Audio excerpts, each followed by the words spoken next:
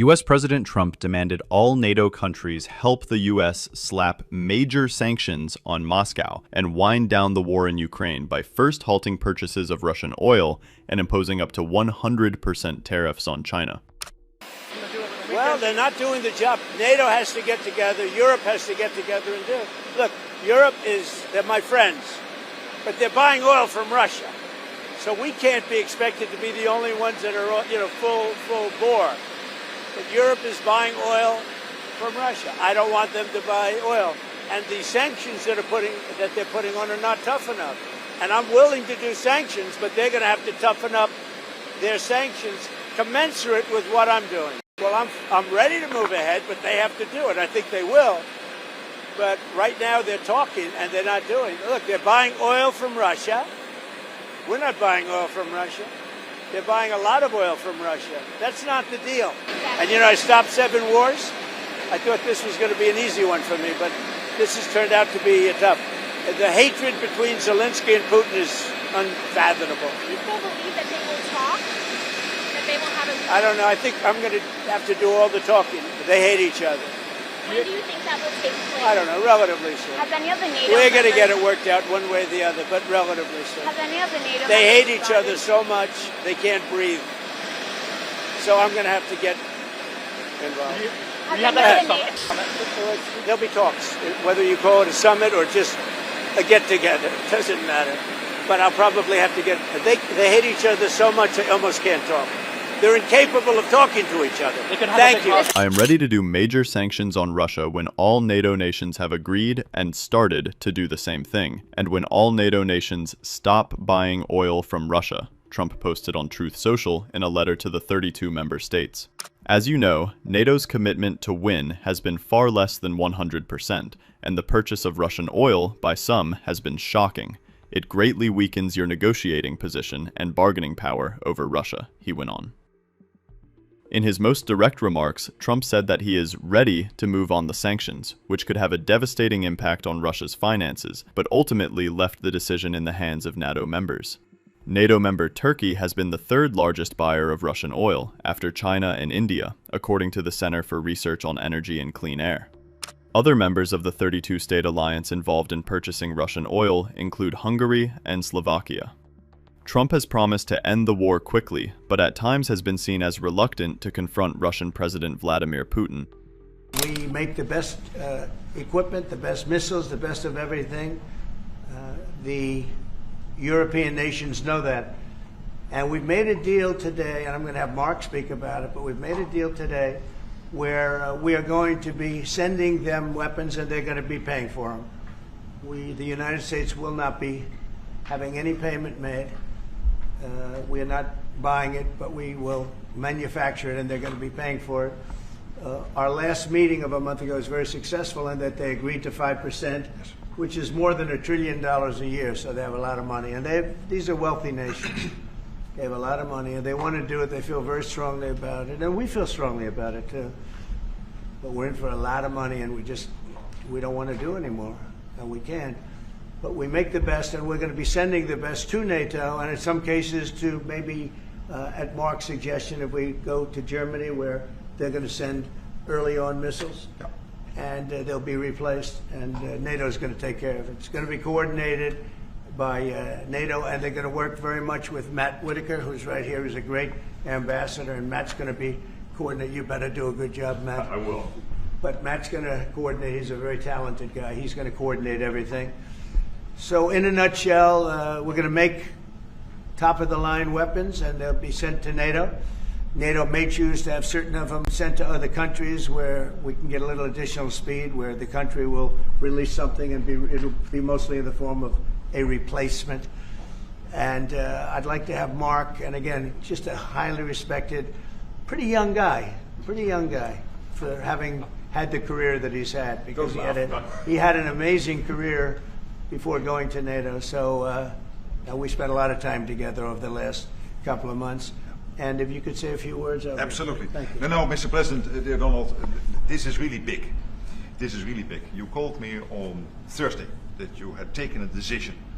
And the decision is that you want Ukraine what it needs to have to maintain to be able to defend itself against Russia, but you do want Europeans to pay for it, which is totally logical.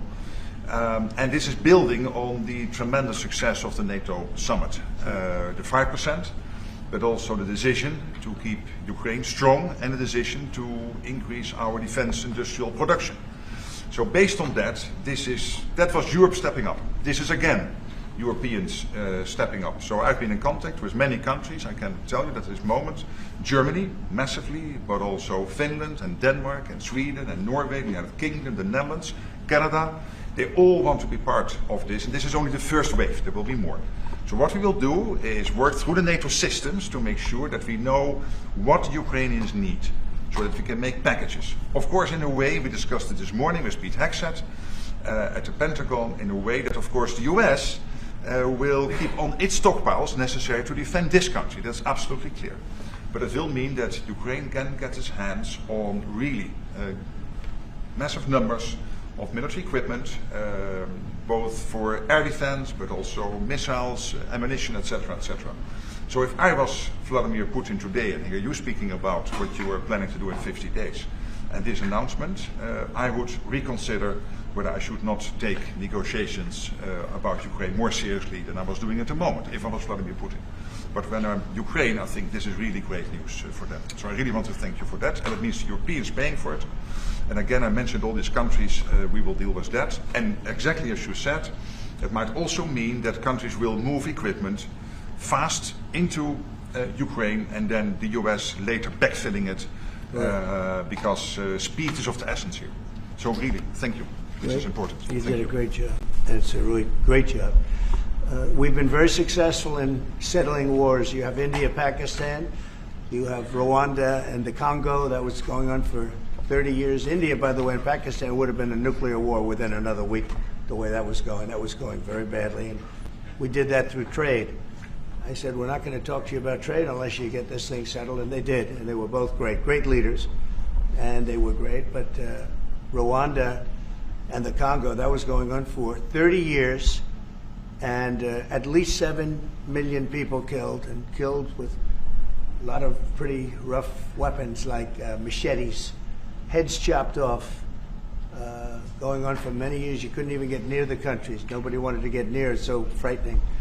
And we got that one solved. Serbia, Kosovo, got that solved. That was going to be one that was going to happen. And again, that was something I use. I use trade for a lot of things, but it's great for settling wars. That was really very important. We're working, Marco's working very hard with everybody here on the Strip, the Gaza Strip. I call it the Gaza Strip, one of the worst real estate deals ever made. They gave up the oceanfront property, one of the worst deals ever made. But it was supposed to bring peace, and it didn't bring peace. It brought the opposite. But we're doing pretty well on Gaza. Steve Witkoff is here, and I think we could have something fairly soon to talk about. And we solved other one. One that we just seem to have, Armenia and Azerbaijan. It looks like that's going to come to a conclusion, successful conclusion. We worked on Egypt with our next door neighbor who is a good neighbor. They're friends of mine, but they happened to build a dam which closed up water going into a thing called the Nile. I think if I'm Egypt, I want to have water in the Nile, and we're working on that one. It's a problem, but it's going to get solved. They built one of the biggest dams in the world, a little bit outside of Egypt. You know about that? You've been hearing about that one. And that turned out to be a big problem. I don't know. I think the United States funded the dam. I don't know why they didn't solve the problem before they built the dam. But it's nice when the Nile River has water. It's a very important source of income and life. It's the life of Egypt. And to take that away is pretty incredible. But we think we're going to have that solved very quickly. So we do good. The only one we haven't been able to get to yet is Russia. I'm not happy, and I will tell you that Ukraine wants to do something. Again, it's a war that should have never started. If I were president, it never would have happened. I used to speak to President Putin about it a lot. It was the apple of his eye. But once I saw what was going on, I said, they're going to have a war here. I was outside. The election was rigged, And I was outside looking in, and I said, that thing's going to be a war. Couldn't believe it, because what Biden said was the exact opposite of what should have been said. And it started, and it's a real mess. We're losing, I guess they're losing 5,000 or 6,000 people a day. It's actually now more. I was saying 5,000 a day. It's actually more now. Mostly soldiers, but a lot of people in cities and towns that are getting blown up too. It's a horrible war, and it should be stopped. And so if it's not done, if we don't have an agreement in 50 days, that's what we're doing. Secondary tariffs, and they're biting. And I hope we don't get to the point where we do, but I've been hearing so much talk. It's all talk. It's all talk, and then missiles go into Kiev and kill 60 people. It's got to stop. It's got to stop. But the purpose of this is to say that this is a very big deal we've made. This is billions of dollars worth of military equipment is going to be purchased from the United States, going to NATO, etc. And that's going to be quickly distributed to the battlefield. Ukraine will take it up. And, say what you want about Ukraine. When the war started, they had no chance. And they still would have had no chance if the equipment, they had the best equipment, because we do make the best planes and missiles, and we make the best military equipment in the world by far.